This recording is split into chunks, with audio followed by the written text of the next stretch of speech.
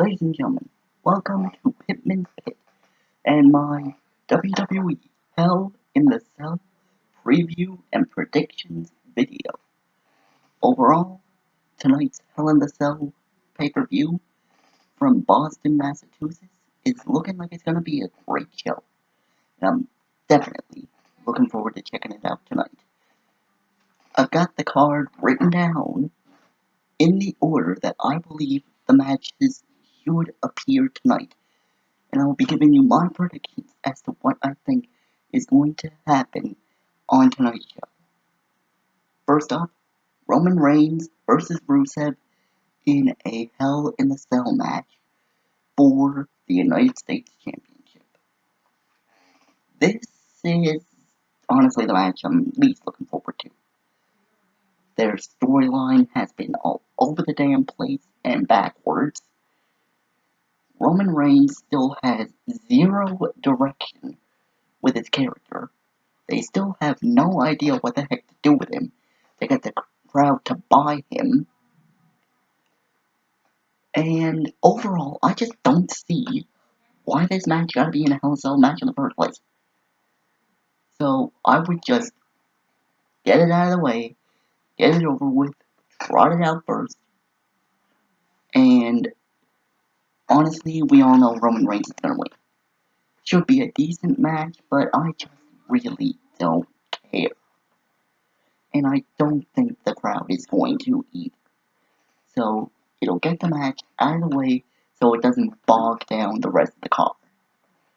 Next up, I believe should be Enzo Amore and Colin Cassidy, Big Cass, versus The Club, Carl Anderson and Luke Gallows. It's a filler match. We all know it's a filler match. But the thing is, Enzo and Cass just have so much charisma and so much star power. I believe they can carry this to a great match. Honestly, I would probably have Enzo and Cass win. It's a shame that this isn't like a number one contenders match, because I would love to see them go after the tag team titles again after this match is over with. Even though we all know what's going to happen with the tag team titles from here on out. I'll get to that later. Next up, we got TJ Perkins versus Brian Kendrick for the Cruiserweight Championship. Now, the Cruiserweight Classic, when it was on the WWE Network, was awesome. It was mind-blowing. I was on the edge of my seat. Every Cruiserweight competitor had a distinct character, a distinct reason for wanting to be in the Classic, and a distinct style that made them stand out. I don't think that's really carried. Everybody in the Cruiserweight division wrestles more or less the same. They look more or less the same. And frankly, because of the weight classes of the main eventers, placement on the card is really the only reason that they look any different than, say, a Finn Balor. It's confusing. Their storylines have no direction. They got this storyline going on now that basically Kendrick wants TJ Perkins to win. No, to let him win. He wants, he doesn't think that he can do it alone. So it's just making both guys look weak, and it's just all over the place. Overall, should be a great match because of the athleticism. TJ Perkins to win. That's it. Next up, I get the heat. Next up, we got Dana Brooke versus Bayley. Now, I actually kind of like this story. The feud's been pretty good. They're both decent workers. Well, Bayley's incredible. Dana Brooke's decent. So, honestly, I love this storyline where we've got the fun-loving good girl in Bayley. And we've got this, oh, we need to be taken seriously. We can't have all these inflatable waving tube men and all this other hugging and stuff that Bayley's doing. we have to be taken seriously and playtime is over. Playtime is for kids, like Dana Brooke is saying. And I'm like, I just love that contrast. And I love the contrast in styles. This is actually a match I'm kind of interested in. And I feel like Bayley should win and then go after the women's championship. Because she's a top tier competitor. She was one of the best in NXT. Still is one of the best on Monday Night Raw. One of the few reasons why fans are actually interested in this show is because Bayley's freaking on it. And honestly, I would just love to see Bayley win this match, go after the women's championship, and then a few months down the line, win it. I would absolutely love that, and I think that's where they're going with this. Shortly. Next up, I would put Kevin Owens versus Seth Rollins. Now, I know. It's for the Universal Championship, which is supposed to be their version of the World Championship. So why put it in the middle of the card? Like the third to last. Honestly, I don't see why it needs to be in Hell in a Cell match. Their feud has only been going on a month or two, and honestly, it just hasn't been all that interesting. I'm sorry, I love Kevin Owens. I'm a huge fan of the dude. And him and Jericho on the mic, absolute gold. But overall, the feud just isn't that dang interesting. So, you put this match in, and I feel like you make it a regular match, it's just the same. But they've got it in a Hell in a Cell match, so I feel like probably Kevin Owens is gonna cheat to win, probably because Triple H comes out and beats the hell out of Seth Rollins. So that'll help Kevin Owens win. And it'll eventually lead to probably a WrestleMania match, or maybe a Royal Rumble match, between Seth Rollins and Triple H. Sorry. The whole thing is just leading to Kevin Owens being coat riding and leading to Seth Rollins versus Triple H. Literally, Kevin Owens is just there for the ride.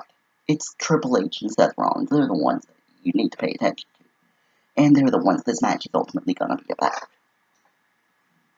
So, it's a shame because Rollins is such a great worker, as is Kevin. And they both deserve so much better than just being set up for Triple H. And that's it. But such is the WWE nowadays, and that is what they are.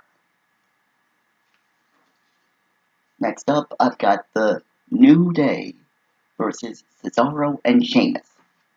Now, let me say this.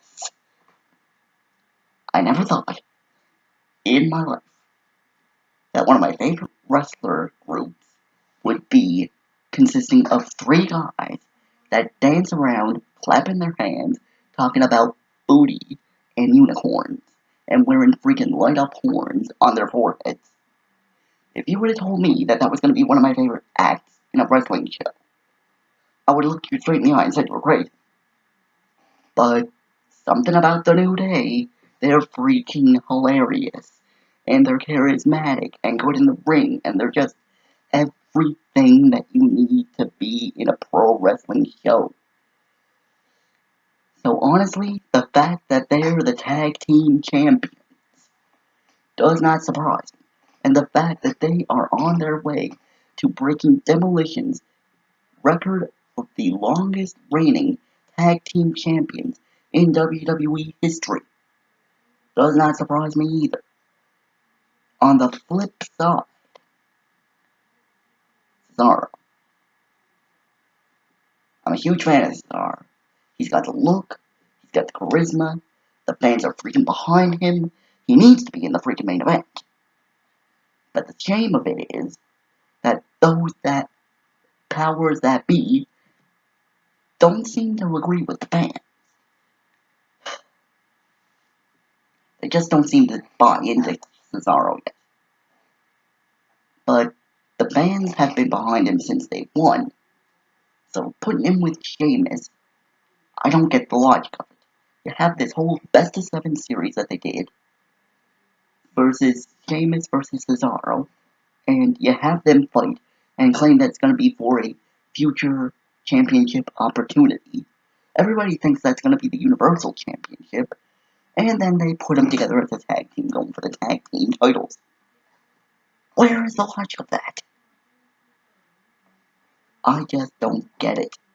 So, in my opinion, what's going to happen, New Day is going to retain, they're going to get closer to breaking that record by demolition, and Cesaro and Sheamus, they're probably going to keep bickering and fighting in this, I don't like you, you don't like me, but we're somehow forced to be a tag team thing. Is going to continue, and the fans are going to crap all over it. I just don't get it. But, luckily, this show is going to be saved by what I believe is the main event of the evening. WWE Women's Championship will be on the line as the boss, Sasha Banks, will be taking on the Queen of WWE, Charlotte Flair, inside Hell in a Cell. The first time any two women have ever been in a Hell in a Cell match. And if they do let this go on last, it will be the first time that there has ever been a WWE pay-per-view headlined by women. Honestly, this is the best match on the card. That's why I put it as last. Because, frankly, I don't see any other match that deserves this spotlight. Their feud goes all the way back to NXT, when they were the beautiful, fierce females along with Summer Rae. How many of you remember that? Then, when that stable broke up, Charlotte won the Women's Championship, and Sasha came after her, and started beating her, and beating her, and beating her. And then that led to eventually Sasha would win the championship. And then that started this competitive, I'm better than you, no, you're not, kind of feud between Sasha and Charlotte. This one-upsmanship that's been going on for years. Next, we get to SummerSlam, where kayfabe, as far as storyline is concerned, Charlotte tried to break Sasha's back. She tried to break her dang back. So now this has become deathly personal. Someone tried to end Sasha's career, and she's coming after him inside the most vicious, demonic structure in professional wrestling history. The storyline is there. They're the two most popular women on the roster. I would argue two of the most popular competitors, period, in WWE or even professional wrestling, period. And honestly, I believe this match deserves to go on last, given tons of time. It's gonna be a barn burner. This is going to be one of the most memorable matches of the year. Mark my words, I wouldn't be surprised if freaking Charlotte, the craziness that she does, it's in the Flair genes, I guess.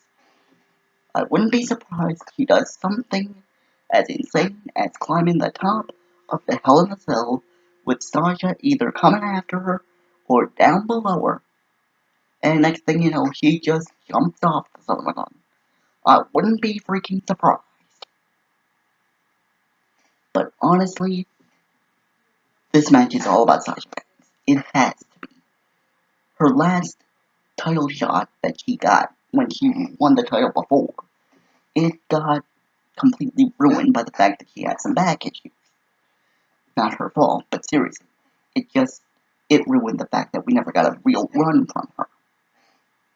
So now, this match needs to be all about A, showcasing the women, B, proving what a epic, instant classic they can put on, and see what it needs to be about is putting the boss over and proving that she is a future face of the WWE for years to come, like I know that she can be and deserves to be. Honestly, what we need to see at the end of the night is these two, Charlotte and Sasha, tearing the house down, leaving no stone unturned, leaving every single fan in that arena on their feet. And at the end of the night, Sasha Banks holding the WWE Women's Championship high above her head. There is no better way to end this night. There is no better way to close out the show. I am sorry to all you traditionalists that believe that the WWE, their world championships, should always close it out. I am sorry, but I gotta disagree with you on this. There is nothing that Seth Rollins, Kevin Owens, or any other competitor on this card can hold a candle to what we can expect from Sasha Banks and Charlotte tonight. Those are my predictions. Just to run through them again, I have Roman Reigns versus Rusev. Roman Reigns to win. Enzo and Cass versus Anderson and Gallows. Enzo and Cass to win. TJ Perkins and Brian Kendrick. I would have TJ Perkins to win. Dana Brooke and Bayley. I would have Bayley to win. Kevin Owens versus Seth Rollins. Seth Rollins will lose after Triple H interferes in the match, and Kevin Owens will retain the WWE Universal Championship. New Day versus Cesaro. The New Day will retain. And at the end of the night, the main event, the creme de la creme, the crowning masterpiece of this night will be Sasha Banks versus Charlotte, with Sasha Banks retaining her Women's Championship inside Hell in the Cell. I'd like to thank you all for tuning in to Pittman's Pit. Come back tomorrow on Halloween, as I will be reviewing Hell in the Cell. And then, the following night, the weekly reviews, starting with Monday Night Raw, will begin. I'd like to thank you all, and tune in to the pit, as I bring you the best reviews you have ever seen. Thank you, and goodbye for now, from the pit.